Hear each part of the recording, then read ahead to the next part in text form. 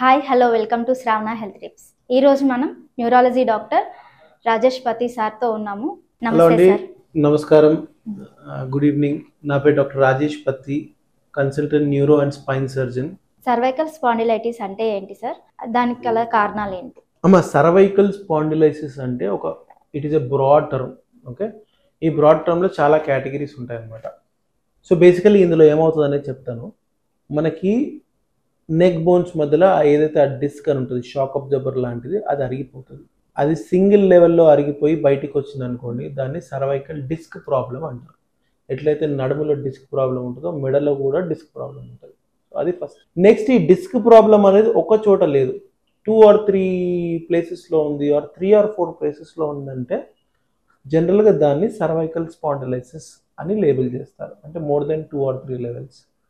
Okay, ఇప్పుడు ఇది ఎందుకు వస్తుంది అంటే, నేను చెప్పినట్టు నెక్ పాస్చర్ సరిగ్గా ఉండకపోవడం, మెడ ఎక్కువ ఉంచడం, రాత్రి పడుకునేటప్పుడు తలగడ్డలు ఎక్కువ పెట్టుకోవడం, సెల్ ఫోన్లు ఎక్కువ చూడడం, ల్యాప్టాప్లు ఎక్కువ చూడడం, డ్రైవింగ్ ఎక్కువ చేయడం, స్ట్రెస్ ఎక్కువ ఉండడం, స్లీప్ తక్కువ ఉండడం, జనరల్గా ఈ కారణాల వల్లనే సర్వైకల్ స్పాండిలైసిస్ అనేది తొందరగా వస్తుంది. నార్మల్గా సర్వైకల్ స్పాండిలైసిస్ అనేది నార్మల్గా ఏజింగ్ ప్రాసెస్, అంటే వయసు పెరుగుతున్న కొద్దీ ఆ మార్పులు అనేది జరుగుతాయి. బట్ మనము ఈ కరెంట్ 15 to 20 ఇయర్స్లో ఏవైతే మనం హ్యాబిట్స్ ఉన్నాయి దానివల్ల చాలా తొందరగా వస్తుంది. 30 years వాళ్ళకే వస్తుంది.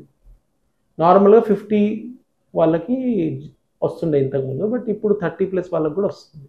సర్వైకల్ స్పాండిలైటిస్ లక్షణాలు ఎలా ఉంటాయి సార్? సర్వైకల్ స్పాండిలైసిస్ వల్ల లక్షణాలు ఎలా ఉంటాయి అంటే, బేసికల్లీ మనకి మెడలో నరాలు అనేది అరిగిపోతున్నాయి, ఆ నరాలు అనేది కంప్రెస్ అవుతున్నాయి. సో దానివల్ల జనరల్గా పేషెంట్స్కి మెడ నొప్పి అంటారు.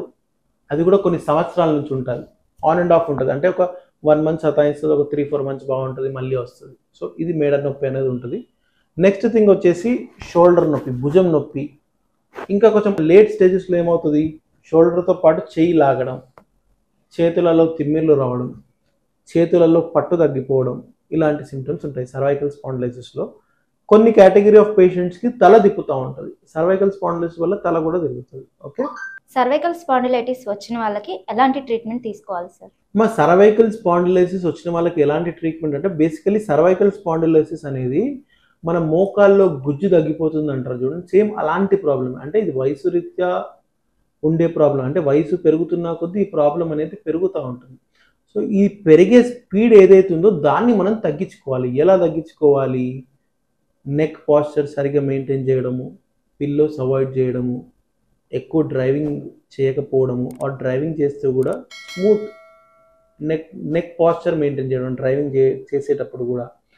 నెక్స్ట్ థింగ్, నెక్కి సంబంధించిన కొన్ని ఎక్సర్సైజెస్ ఉంటాయి, అవి రెగ్యులర్గా చేస్తే కూడా ఈ డిజీజ్ ప్రాసెస్ అనేది మనం స్పీడ్ ఆఫ్ డిజీజ్ ప్రోగ్రెషన్ని తగ్గించవచ్చు. అది ఫస్ట్ థింగ్.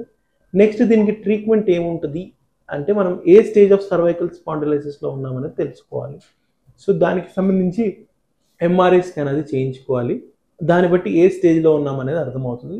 దాన్ని బట్టి మెడిసిన్స్తో మేనేజ్ చేయవచ్చా, ఎక్సర్సైజెస్ ఆర్ ఫిజియోథెరపీతో మేనేజ్ చేయవచ్చా, లేదంటే సర్జరీ పడుతుందా అనేది కూడా డిపెండ్స్, వేరీ అవుతూ ఉంటుంది.